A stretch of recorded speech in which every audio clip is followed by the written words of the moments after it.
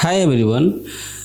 मैंने पिछला वीडियो में आपको बताया था कि रिव्यू पेपर होता क्या है, हम लोग as a fresher review paper लिख सकते हैं कि नहीं।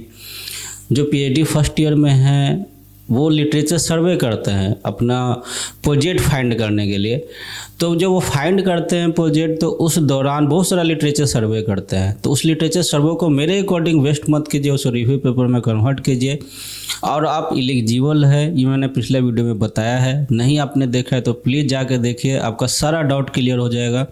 ये मेरा ओपिनियन नहीं है, मैंने जर्नल्स का गाइडलाइंस को फॉलो करके आपको बताया है कि अभी सबसे अच्छा जर्नल को मैंने फॉलो करके बताया है कि आप एलिजिबल हैं कि नहीं। ये इंटरेस्ट का चीज़ है, अगर आपको इंटरेस्ट है किसी भी एरिया में तो आप उस एरिया में रिव्यू पेपर लिख सकते हैं। तो ये आपके इंटरेस्ट पे है, आपको अच्छा लगता है चीज़ों को पढ़ना और उसको समझ के उसको अपना कंटेंट में कन्वर्ट करना, फिर उसके ऊपर डिस्कशन करना, तो आपके लिए बहुत अच्छा है। आप लिखिए, फ्यूचर में बहुत सारे जगह अप्लाई कीजिएगा तो आपको इससे फ़ायदा होगा, आपको पॉइंट मिलेगा। आपको जब NIT IIT में अप्लाई कीजिएगा तो गवर्नमेंट में इसका अलग पॉइंट मिलता है, जब प्राइवेट यूनिवर्सिटीज़ में अप्लाई कीजिएगा तो इसका अलग पॉइंट मिलता है। यहाँ पे प्राइवेट यूनिवर्सिटीज़ में भी आपको इसका बहुत इम्पोर्टेंस है। तो अच्छा जर्नल में आप पब्लिश कर सकते हैं, इसके लिए बस आपको पढ़ना है लिटरेचर, मतलब कि लिटरेचर पढ़ना है, उसको समझना है। तो ये बहुत इजी है और आप कर भी सकते हैं। तो जाइए पिछले वीडियो देखिए, आप उसको समझ सकते हैं। तो आज का वीडियो में हम लोग ये देखेंगे कि जो पेपर है उसको कैसे लिखते हैं रिव्यू पेपर। तो इसका मैं आपको एक पेपर का एग्जाम्पल से ही समझा देता हूँ कि कैसे लिखते हैं। इसको पूरा डिटेल में मैं उसमें बताऊँगा कि इसमें क्या क्या होता है, क्योंकि मैंने पिछले वीडियो में थोड़ा सा कवर किया था कि क्या क्या होता है इंट्रोडक्शन में। तो एब्स्ट्रैक्ट में भी आपको आज बताऊंगा कि कैसे होता है। तो चलिए इसको चालू करते हैं, रिव्यू पेपर कैसे लिखते हैं। तो रिव्यू पेपर लिखने के लिए सबसे पहले मैं आपको सजेस्ट करूंगा कि कोई अच्छा सा जर्नल जो आपके फील्ड में है उसका एक रिव्यू पेपर डाउनलोड कीजिए जिसमें आप पब्लिश करना चाहते हैं। ठीक है, उस पेपर को आप देखिए कि कैसा है वो पेपर, उसमें क्या क्या कंटेंट है और क्या क्या चाहिए। तो सबसे पहले हम लोग ये देख लेते हैं कि होता क्या है रिव्यू पेपर में, क्या क्या कंटेंट होता है। तो सबसे पहले आपके स्क्रीन पे भी दिख रहा होगा कि रिव्यू पेपर का स्ट्रक्चर कैसा होता है। तो उसमें होता है title, author's name, affiliation and corresponding author, email ID. मैं सिस्टमेटिक बता रहा हूँ। उसके बाद एब्स्ट्रैक्ट होता है, उसका कीवर्ड्स होता है, अब्रिविएशन अगर नीडेड है तो ज़रूर डालिए, मैं तो बोलूँगा हमेशा डालिए। इंट्रोडक्शन पार्ट होता है उसके बाद होता है कंटेंट्स। जो आप कंटेंट डालना चाहते हैं वो कंटेंट क्या होना चाहिए, कनेक्टेड होना चाहिए। और कंटेंट्स आपको डिसाइड करना पड़ेगा, तो मैं आपको बताता हूँ पेपर में कैसे करते हैं। उसके बाद आपने जो किया, जो स्टडी किया रिव्यू पेपर, जो मतलब जो जितना सारा लिटरेचर आपने स्टडी किया उससे आपको क्या समझ में आया। आपका अगर उस रिसर्च एरिया है तो आपको थोड़ा आइडिया होगा, तो आप बताइएगा कि फ्यूचर पर्सपेक्टिव क्या हो सकता है, क्या क्या चैलेंजेस है इस एरिया में। तो वो लास्ट सेक्शन ज़रूर लिखना चाहिए। कंक्लूजन एंड रिकमेंडेशन, अगर उसके बाद आप ये बता सकते हैं कि कंक्लूड तो आप कीजिएगा ही, उसके बाद आप ये बताइएगा कि एक रिकमेंडेशन सेक्शन भी होता है, उसमें आप रिकमेंड कर सकते हैं कि इस एरिया में रिसर्च करो। इस एरिया में अगर रिसर्च करोगे तो आपके लिए मतलब कि फ्यूचर स्कोप है इसका, मतलब फ्यूचर पर्सपेक्टिव का थोड़ा सा ही वो पार्ट है रिकमेंडेशन। अगर अच्छा है तो फ्यूचर पर्सपेक्टिव करके भी छोड़ सकते हैं, नहीं तो conclusion future perspective and challenges को हटा के कंक्लूजन रिकमेंडेशन भी डाल सकता है। फिर इसके बाद रेफरेंसेज आता है। तो रेफरेंसेज का मैंने एक वीडियो बनाया ही था जिसमें आप मेनली यूज करके कैसे जर्नल के गाइडलाइंस के अकॉर्डिंग आप रेफरेंसेज ऐड कर सकते हैं। तो अब चलते हैं, इसको देखते हैं और ये पेपर के एग्जाम्पल से देखते हैं कि क्या क्या होता है और कैसे लिखते हैं रिव्यू पेपर। तो मैंने यही जर्नल जिसका मैंने गाइडलाइंस आपको पढ़ के बताया था पिछला वीडियो में, international journal of machine tools and manufacture, उसी जर्नल का एक पेपर मैंने लिया है। उसी के एग्जाम्पल से हम लोग समझते हैं कि क्या है ये चीज़। तो सबसे पहले ये रिव्यू आर्टिकल है, क्योंकि मैंने रिव्यू आर्टिकल का ही ये वीडियो है। तो रिव्यू आर्टिकल का देखिए टाइटल, देखिए आप, recent progress on the additive manufacturing. Additive manufacturing hot topic है। मैंने आपको बताया था कि हॉट टॉपिक में ज़्यादा लिखिए तो अच्छा है, क्योंकि इंडस्ट्री 4.0 का यह पार्ट है of aluminium alloys and aluminium matrix composite microstructure properties and application, उसके बारे में ये चीज़ लिखा हुआ है। ठीक है, ये न्यू हॉट रिसर्च टॉपिक है, तो इसके लिए इस पे लिखा हुआ है। अब इसके बाद देखिएगा ऑथर्स आता है, ऑथर्स है, उसके बाद कहाँ कहाँ से इनका एफिलिएशन है, फिर करस्पॉन्डिंग ऑथर का ईमेल आईडी भी यहाँ पे ही डालते हैं। ये क्या करता है कि जर्नल अपने अकॉर्डिंग इसको क्या बोलते हैं, इसके जो फॉर्मेट है उसके अकॉर्डिंग ये पब्लिश करता है। तो इसमें नीचे जाइएगा तो आपको करस्पॉन्डिंग ऑथर दिख जाएंगे। उसके बाद कीवर्ड्स अब्स्ट्रैक्ट होता है, उसके बाद कीवर्ड्स होता है। ठीक है, जब पेपर में आप डालिएगा तो अब्स्ट्रैक्ट होता है, उसके बाद कीवर्ड्स होता है। तो अब्स्ट्रैक्ट में जनरली जो रिव्यू पेपर होता है उसमें क्या होता है ना कि आपको बताना है कि रिव्यू पेपर आप लिख क्यों रहे हैं। ठीक है, इसमें क्या क्या कवर कर रहे हैं, हो सके तो पिछला रिसर्च से आपको क्या क्या मतलब कि इम्पोर्टेंट रिजल्ट है जो आप इसको एब्स्ट्रैक्ट में भी डाल सकते हैं। रिसर्च पेपर का एब्स्ट्रैक्ट और स्निपेट में थोड़ा सा अंतर है। एब्स्ट्रैक्ट जो मैंने पार्ट 2 में बताया था, एब्स्ट्रैक्ट में बहुत सारा आइडियाज़ होता है, मेथोलॉजी होता है, हाईलाइट द मेथड होता है, बैकग्राउंड ऑफ द रिसर्च होता है, सिग्निफिकेंस ऑफ द पेपर होता है, सारा चीज़ एब्स्ट्रैक्ट में आता है। यहाँ भी वैसा ही कुछ होता है, लेकिन ये आपका काम तो है नहीं, ये काम आपने बहुत सारे जर्नल को आपने सर्च किया, उसको पढ़ा, वहाँ से समझ के आपने लिखा। तो main objective of the paper इसमें होता है। फिर अगर कुछ इम्पॉर्टेंट रिजल्ट्स है जो प्रीवियस रिसर्च में जो आपको लगता है सबसे इम्पोर्टेंट, वो डाल सकते हैं। बैकग्राउंड ऑफ द पेपर आप यहाँ पे बताइए, क्यों ये पेपर आप लिख रहे हैं, क्यों इम्पोर्टेंट है। तो चलिए इसको पढ़ते हैं तो आपको थोड़ा समझ में आ जाएगा। Adoption of additive manufacturing of aluminium alloy is relatively slower compared with that of steels and titanium alloy. So पहले ये बताया कि इसका एडॉप्शन स्लोअर है इसके कंपेयर में, तो ये मतलब बैकग्राउंड तैयार कर रहा है कि ये पेपर क्यों इम्पोर्टेंट है। It has undergone A flourishing trend in the past 15 years.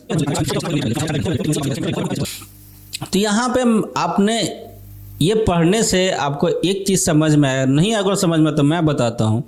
सबसे शुरू का लाइन में इन्होंने बैकग्राउंड तैयार किया, उसके बाद इस पेपर में ये क्या कर रहे हैं। जब ये करने के बाद सारा जो बहुत सारा टेक्निक है, उस सारा टेक्निक से एल्युमिनियम एलॉयज के बारे में इन्होंने कैसे कैसे उससे प्रिंट करते हैं, सारा टेक्निक जितना भी टेक्निक है उसको यूज करके कैसे प्रिंट करते हैं एल्युमिनियम एलॉयज को खासकर, तो उसके बारे में बताया है। उसके प्रोज एंड कॉन्स ऑफ बताया ऑफ इस टेक्नोलॉजी।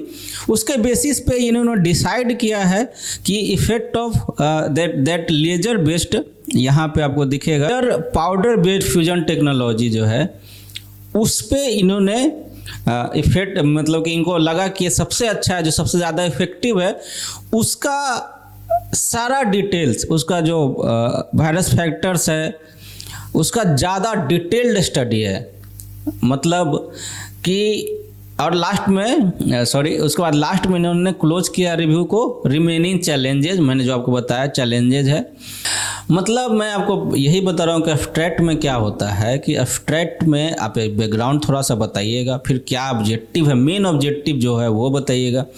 वो मेन ऑब्जेक्टिव बैकग्राउंड पर डिपेंड करता है, ठीक है, उसका डिटेल स्टडी आप कर रहे हैं। लास्ट में आपको ये बताना पड़ेगा उसका फ्यूचर पर्सपेक्टिव। तो ये 3 चीज़ इंक्लूड होता है, बैकग्राउंड, आपका ऑब्जेक्टिव एंड फ्यूचर पर्सपेक्टिव, जो आप लास्ट में वो लिख दीजिए। तो ये चीज़ इन्होंने कोई जर्नल क्या करता है, इन्होंने ये चीज़ नहीं डाला, main result from previous study वो भी इंक्लूड कर देते हैं एब्स्ट्रैक्ट में। तो ये आप पे डिपेंड है, मन करे तो इंक्लूड कीजिए, नहीं करे तो नहीं कीजिए। तो ऐसे करके आप समझ सकते हैं कि ये क्या चीज़ है। अब इसके बाद आता है introduction part. So introduction part में क्या होता है, मैंने आपको पिछला वीडियो में भी बताया था कि इंट्रोडक्शन पार्ट का मतलब होता है रिव्यू पेपर में कि आपको एक्सप्लेन करना है। सबसे पहला पैराग्राफ में आपको बैकग्राउंड तैयार करके बताना है कि ये पेपर क्यों इम्पोर्टेंट है, क्यों। उसके बाद ये हिस्टोरिकली कैसे डेवलप हुआ है, और इसका इम्पोर्टेंस क्या है मॉडर्न एरिया में, इसका इम्पोर्टेंस क्या है ये बताना है आपको। फिर ऑथर्स ने इस पेपर को क्यों लिखा है, एंड जब लिखा है तो इसको कैसे डील किया है ये पूरा पेपर में, तो ये सारा चीज़ इंट्रोडक्शन में इंक्लूड होता है, तो ये आपको बताना है। ये सेम चीज़ इन्होंने लिखा है, तो ये इन्होंने बैकग्राउंड बताएंगे, उसके बाद हिस्ट्री कैसे डेवलप हुआ। अगर नहीं कभी कभी नहीं भी ज़रूरत है तो आप हिस्ट्री नहीं बता के आप ये बता सकते कि मॉडर्न एरिया में ये क्यों इम्पोर्टेंट है। तो इन्होंने पहले बैकग्राउंड यहाँ पे बताया, और बैकग्राउंड बताने का बेसिस आप देखिएगा तो ये जो फिगर है यहाँ पे देखिए, तो यहाँ पे बता दिया इन्होंने कि demand of aluminium alloys with year from 2017 to 2018। तो फिगर से आप समझ सकते हैं कि डिमांड बढ़ रहा है, तो डिमांड अगर बढ़ रहा है तो ये ज़रूरी है कि इसके बारे में स्टडी किया जाए, ठीक है। अगर ये डिमांड बढ़ रहा है तो ये जो सेक्शंस है, मतलब पहले ये बहुत इंपॉर्टेंट है, इसीलिए रिव्यू पेपर लिख रहे हैं। अब ये लिखने के बाद ये कैसे डील किया इन्होंने, तो जो जो सेक्शन में जो जो इन्होंने काम किया है, इन्होंने total 8 to 9 section review paper में बनाया है, तो सारा सेक्शन में जो जो इन्होंने दिया सारा इन्होंने डाल दिया। सेक्शन 2, सेक्शन 3, सेक्शन 4, सेक्शन 5, तो सारा सेक्शन में जो जो इन्होंने डील किया, सेक्शन 4, सेक्शन 5, तो कैसे मैंने ये पेपर को इन्होंने डील किया है सब्जेक्ट एरिया को, ये सारा इन्होंने डाल दिया है। तो ये तो इंट्रोडक्शन है, ऐसे आप लिख सकते हैं बड़ा जर्नल पेपर में। तो ये क्लियर हो गया ये पेपर में इंट्रोडक्शन। जैसे कि आप जब थीसिस लिखते हैं, पीएचडी थीसिस या एमटेक थीसिस, तो आप पहला इंट्रोडक्शन में आप बताते हैं कि ये चैप्टर जब लास्ट पैराग्राफ में आता है ना, तो ये बताते पहले बैकग्राउंड बताते हैं, फिर उसका importance of the PhD thesis बताते हैं विथ ऑब्जेक्टिव। तो वैसे ही यहाँ पे भी सेम चीज़ है, इंट्रोड्यूस कर रहे हैं चीज़ों को, फिर कैसे आपने पेपर को लिखा, और इम्पॉर्टेंट है तो आपने जब लिख दिया तो क्यों कैसे डील किया। तो ये जो 5 से 6 सेक्शन 7 सेक्शन मतलब जो चैप्टर 7 तक है, तो वहाँ पे आपने कैसे हर एक चैप्टर में क्या डाला क्या था, तो वही यहाँ पे सेम चीज़ इन्होंने किया है, और वैसे आप भी कर सकते हैं, डील कर सकते हैं। तो मैं पूरा डिटेल में इसको नहीं पढ़ के बताऊंगा, क्योंकि ये आपका एरिया का हर एक का एरिया अलग होगा, और हर एक एरिया उसके अकॉर्डिंग, मतलब आप समझ जाइए कि होता क्या है इंट्रोडक्शन में, ठीक है। अब उसके अकॉर्डिंग पे ये जो पहला टाइटल है process description of additive manufacturing technology. तो एडिटिव मैन्युफैक्चरिंग बहुत सारा क्लासिफिकेशन होता है, ठीक है। तो क्लासिफिकेशन में इन्होंने बताया कि अब एल्युमिनियम एलॉयज के बारे में पढ़ रहे हैं, तो पहले एडिटिव मैन्युफैक्चरिंग के बारे में इन्होंने ये बताएंगे, फिर उसके बाद कैसे वो एल्युमिनियम एलॉयज के लिए उसका प्रोस एंड कॉन्स बताएंगे, सारा टेक्नोलॉजी का।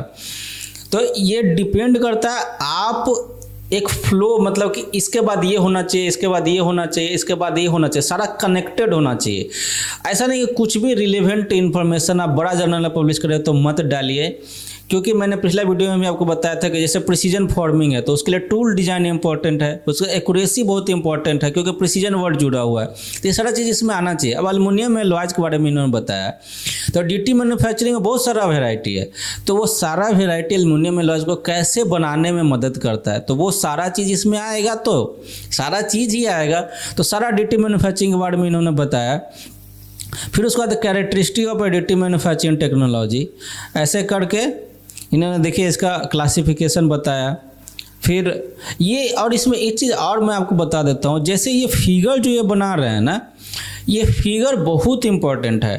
तो आप क्या कीजिए, 2-3 जर्नल का है, वहाँ से आप फिगर को देखिए, उसको समझिए, मतलब 2-3 पेपर रिव्यू पेपर को, उसको अपने अकॉर्डिंग उसको समझ के, अपने आइडिया के अकॉर्डिंग उसको ढाल के, उसको कन्वर्ट करके, और वहाँ पे वो डालिए। डायरेक्टली कॉपी पेस्ट मत कीजिए फिगर को।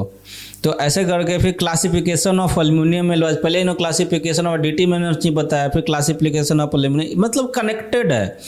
फिर फैब्रिकेशन ऑफ एल्युमिनियम एलॉय, फिर पाउडर बेड फ्यूजन, एक टेक्नोलॉजी के बारे में अभी ये बता रहे हैं। अब उसके बाद defect control and micro structure, इसके बारे में इन्होंने बताया। बस आप देखते जाइए कि ये कैसे कनेक्शन कर रहे हैं। फिर क्रैक फॉर्मेशन, अब laser bed powder fusion technology and high temperature aluminium, तो वहाँ पे क्रैक फॉर्मेशन मैकेनिज्म कैसे होता है। फिर यहाँ पे प्रोसेस पैरामीटर ऑप्टिमाइजेशन, क्योंकि इन्होंने बताया ना कि लेजर बेस्ड जो फ्यूजन है उसके बारे में इन्होंने डिटेल में स्टडी किया है। ठीक है, crack elimination via composite modification, तो ये सारा चीज़ इन्होंने स्टडी किया है। पहले शुरू में वो बता दिए कि ये चीज़ इम्पोर्टेंट है, सब प्रोज, तो ये सारा चीज़। उसके बाद पोस्ट हीट ट्रीटमेंट है, माइक्रो स्ट्रक्चर एवोल्यूशन, तो ये सारा चीज़ इन्होंने यहाँ पे लेजर बेस्ड पाउडर फ्यूजन के बारे में पूरा डिटेल में बताया, मैकेनिकल प्रॉपर्टी, टेंसाइल, तो पूरा लेजर बेस्ड पाउडर फ्यूजन पर टेक्नोलॉजी का ही पूरा डिटेल है for aluminium and aluminium alloys. क्यों इम्पोर्टेंट है? क्योंकि इसका जो डिमांड है जो बढ़ने वाला है, बढ़ रहा है हर एक साल, तो इसका स्टडी करना बहुत ज़रूरी है। तो इसके लिए इन्होंने पूरा एक्सप्लेन करके बताया, तो आप देख सकते हैं ये सारा। मैं सीधे इसको भगाते जा रहा हूँ कि तो आप इसको पूरा डिटेल में अगर इसको पढ़ने जाएंगे तो बहुत लंबा वीडियो बनेगा। तो आप अब्स्ट्रैक्ट से जो आप समझ गए होंगे, तो अब्स्ट्रैक्ट में सारा कुछ दिया हुआ था कि इस पैरामीटर के बारे में स्टडी करेंगे, तो इस पैरामीटर के बारे में ये बताया जा रहा है यहाँ पे। अब देखिएगा इस पैरामीटर के बारे में ऑक्सीडेशन एंड एलिमेंट इवेपोरेशन, तो सारा चीज़ के बारे में इन्होंने बता के सारा चीज़ बताया है। और शुरू में इन्होंने बताया कि ये प्रोज एंड कॉन्स बताया, और फिर बताया कि ये ज़्यादा इफ़ेक्टिव है टेक्नोलॉजी। और उसके बाद अदर टेक्नोलॉजी जो फैब्रिकेशन ऑफ एल्युमिनियम एलॉयज है उसको भी इन्होंने यहाँ पे नीचे देखिए सबके बारे में इन्होंने बताया है। इलेक्ट्रॉन बीम प्रोसेस के हर एक पैरामीटर को इन्होंने डिटेल से स्टडी नहीं किया है, बस ये बता दे रहे हैं कि वो ज़्यादा इम्पोर्टेंट प्रोसेस है, ज़्यादा इफेक्टिव प्रोसेस है, तो उसका सारा डिटेल स्टडी किया इन्होंने।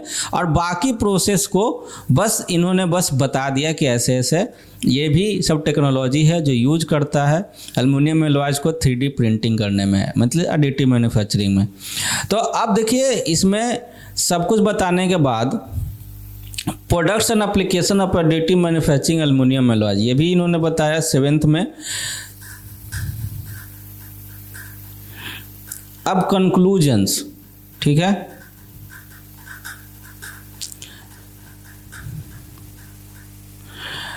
आउटलुक मतलब कि ये फ्यूचर में क्या आप, मतलब ये आपको बताएंगे कि आप फ्यूचर में क्या क्या स्कोप है, क्या क्या काम कर सकते हैं इस एरिया में, मतलब एक रिकमेंड कर रहे हैं कि ये सब काम हो सकता है, तो ये सब ज़रूरी है, ये सब काम करना चाहिए आपको। तो इस पेपर से आपको इतना ज़रूर पता चलेगा कि ये पेपर बस पढ़ के आपको ये पता चलेगा कि एल्युमिनियम एलॉयज का additive manufacturing of aluminium alloys, उसका क्या एप्लीकेशन है, उसका क्या इम्पोर्टेंट है, कौन सा बेस्ट मेथड है, तो इसको 3D प्रिंटिंग करने के लिए कौन सा बेस्ट मेथड है एल्युमिनियम एलॉयज के लिए, ये बताया इन्होंने।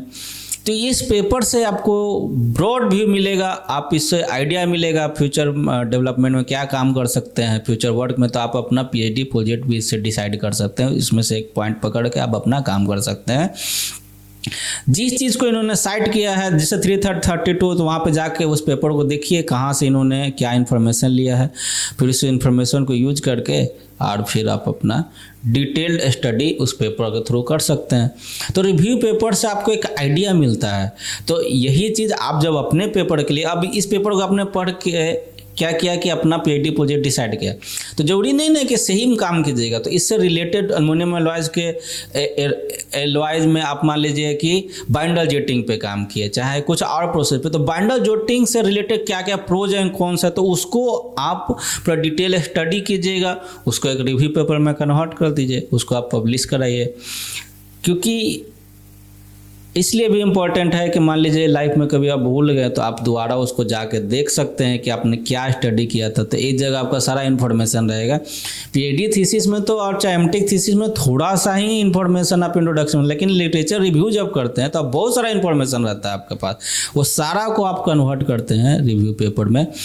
कंक्लूजन में भी इसमें क्या होता है, कंक्लूजन में एक चीज़ बताना भूल गया, कंक्लूजन में क्या होता है कि जो सारा स्टडी आपने किया, तो इसमें जैसे ये बताएंगे कंक्लूजन में कि लेजर जो पाउडर है वो बेस्ट है, बाकी में ये सब प्रोज है कौन्स है, एल्युमिनियम एलॉयज का एप्लीकेशन क्या है, ये सारा कंक्लूजन में आएगा। कुछ main result from previous study से आ जाएगा, तो ये सारा चीज़ कंक्लूजन में इंक्लूड करता है।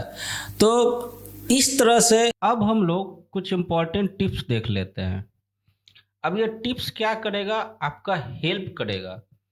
जो आप रिव्यू पेपर लिख रहे हैं, उस रिव्यू पेपर को आप इजीली कैसे लिख सकते हैं, ये टिप्स आपको उसमें बहुत ही हेल्प करने वाला है। तो क्या है ये टिप्स? तो सबसे पहले आप क्या कीजिए, कोई बहुत अच्छा जर्नल आप खोजिए। जिस भी डोमेन में आप काम कर रहे हो उस डोमेन का बहुत अच्छा जर्नल खोजिए। फिर उसमें जो सबसे लेटेस्ट रिव्यू पेपर पब्लिश हुआ है उसको देखिए। फिर क्या कीजिए, उसका एवरी इंफॉर्मेशन फॉलो कीजिए। जैसे कि उसमें क्या टाइटल दिया गया है, कैसे एब्स्ट्रैक्ट लिखा हुआ है, क्या इंट्रोडक्शन लिखा हुआ है, सेक्शन कैसा है, सब सेक्शन कैसा है, लेंथ ऑफ द मैन्युस्क्रिप्ट कितना है, लेंथ ऑफ ईच सेक्शन और सब सेक्शन कितना है, ये सारा चीज आपको देखना है। ठीक है, वो देखने के बाद आपको श्योर करना है कि जब आप अपने पेपर में ये टाइटल सब कुछ आप सेम डाल रहे हैं, तो उसके जगह पे अपना सब कुछ डालिए। उसको हटा के जो आपका उससे रिलेटेड टॉपिक है वो डालिए। और सारा सेक्शन सब इंटरकनेक्टेड होना चाहिए, ये आपको ध्यान रखना चाहिए। वो सिस्टमेटिक होना चाहिए। और सिस्टमेटिक कैसे होगा, हर एक सेक्शन के एंड में आपको एक्सप्लेन करके बताना है कि अगला सेक्शन आपको क्यों चाहिए। तो ये तो था आपका कैसे इंफॉर्मेशन को फॉलो करें। अब सारा सेक्शन सब सेक्शन के अंदर क्या क्या लिखा हुआ है वो आपको देखना चाहिए कि वो लोगों ने कैसे लिखा है। तो सब सेक्शन और सब सेक्शन के अंदर क्या चाहिए होता है, उसमें लिटरेचर सर्वे किया हुआ रहता है। लिटरेचर सर्वे से किया हुआ इंफॉर्मेशन वहां पे डाला रहता है। तो इन्फॉर्मेशन में क्या देखना रहता है हमको। अब जैसे आपने कोई रिसर्च पेपर लिया, तो उस रिसर्च पेपर में आपको 3 चीज इंफॉर्मेशन फाइंड करना पड़ता है। Who did, what they did and how they did. ये 3 इंफॉर्मेशन आप लिटरेचर सर्वे से पाते हैं। प्लस एक चीज और रहता है कि आप उसमें important result, how they did में इंपॉर्टेंट रिजल्ट्स भी उसमें ऐड होता है। फिर आप उसको डिस्कस करते हैं, चीजों को वो डिस्कस करते हैं रिसर्च गैप के थ्रू। तो अब ये इंफॉर्मेशन फाइंड करने के लिए जो 3 इंफॉर्मेशन है, सबसे इजी वे है, सबसे पहले आप अब्स्ट्रैक्ट देखिए एंड कंक्लूजन सेक्शन देखिए। आप उस रिव्यू पेपर का आपको ये तीनों इंफॉर्मेशन मोस्टली मिल जाएगा। अगर नहीं मिलता है देन आप रिजल्ट्स एंड डिस्कशन देखिए, देन आप मेथोलॉजी सेक्शन देखिए, आपको तब ये तीनों इंफॉर्मेशन मिल जाएगा। अब उसके बाद क्या होगा कि ये 3 इंफॉर्मेशन आपको मिला के एक पेपर का मिनिमम 80 से 100 वर्ड लिखना चाहिए आपको। फिर उसको डिस्कस करना, उस पेपर से आपको क्या रिसर्च गैप है उसको लिख के आपको डिस्कस करना है। इट मीन्स कि आप पेपर को समझ गए हैं, आपको उस पेपर का जानकारी है, तभी आप रिसर्च गैप को डिस्कस कर रहे हैं। तो ये मतलब कि 100 वर्ड का आप मान लिख लेते हैं, तो 140 वर्ड का एक पेपर आप लिखते हैं जनरली। अगर आप चाहे तो इसको कम भी कर सकते हैं, ठीक है। मैक्सिमम इतना आप लिखिए, आप उसको समझ के ये 3 इंफॉर्मेशन डालिए।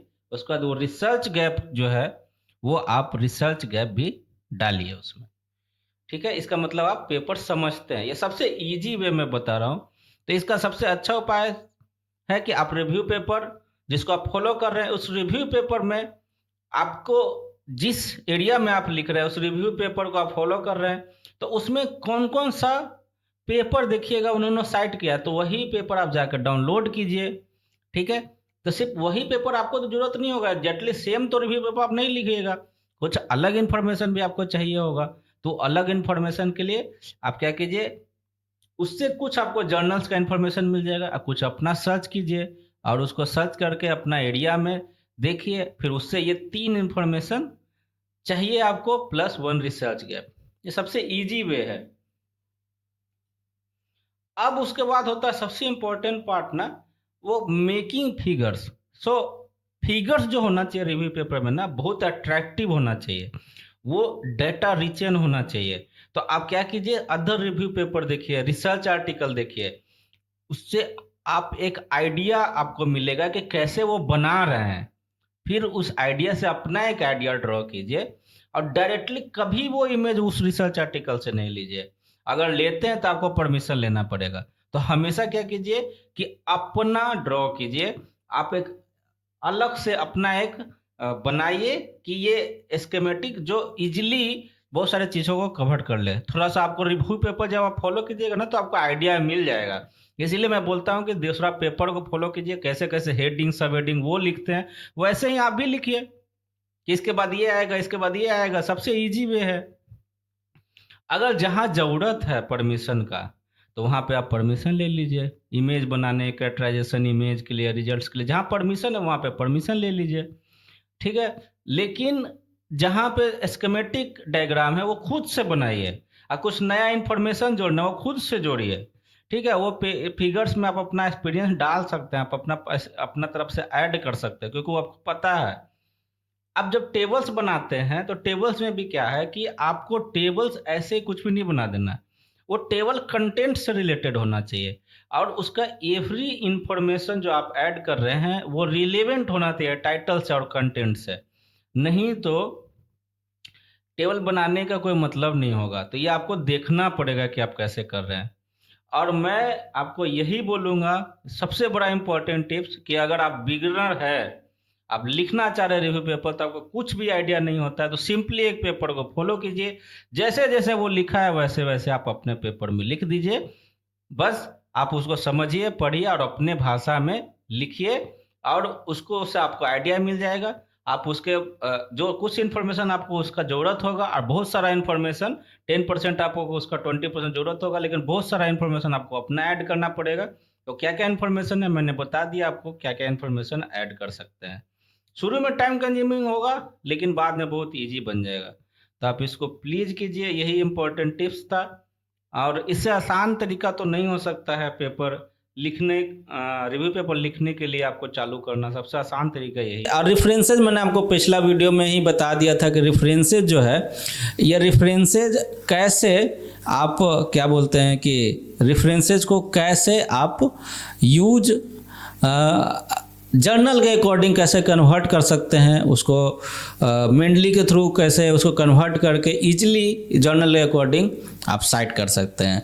तो ये बहुत इजी प्रोसेस है। तो रेफरेंसेस का वीडियो आपने नहीं देखा, वहाँ जाकर देखिए, वहाँ यहाँ पे मैं उसको एक्सप्लेन नहीं करूँगा।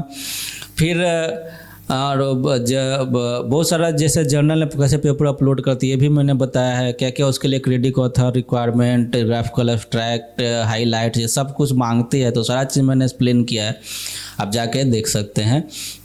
ये तो था रिव्यू पेपर कैसे लिखते हैं। और पिछला वीडियो मैंने बताया था किस क्यों इम्पोर्टेंट है, आप एलिजिबल है कि नहीं, तो सारा डाउट आपका क्लियर होगा। तो आप इसको ज़रूर देखिए। वीडियो से अगर आपको कुछ इन्फॉर्मेशन मिला तो अच्छा है, आपके लिए फ़ायदेमंद है, तो मुझे भी अच्छा लगेगा। आप उसको यूज कीजिए और लिखिए रिव्यू पेपर, अगर आप लिख सकते हैं, आपको इंटरेस्ट का चीज़ है। तो मिलते हैं नेक्स्ट वीडियो में किसी और टॉपिक के साथ जो आपके लिए इम्पोर्टेंट है और जो मेरा एक्सपीरियंस का से मैच करता है, जो आपके लिए इम्पोर्टेंट है। तो मिलते हैं किसी टॉपिक के साथ, जैसे कि कैसे अप्लाई करते हैं हर जगह, मतलब NIT में कैसे फॉर्म भरते हैं, उसके लिए क्या क्या रिक्वायरमेंट होता है, बहुत सारा चीज़ होता है, requirement, teaching plan, research plan. तो ये सारा चीज़ कैसे लिखते हैं, मैंने कैसे लिखा था, तो उसको देखते हैं। तब तक के लिए थैंक यू।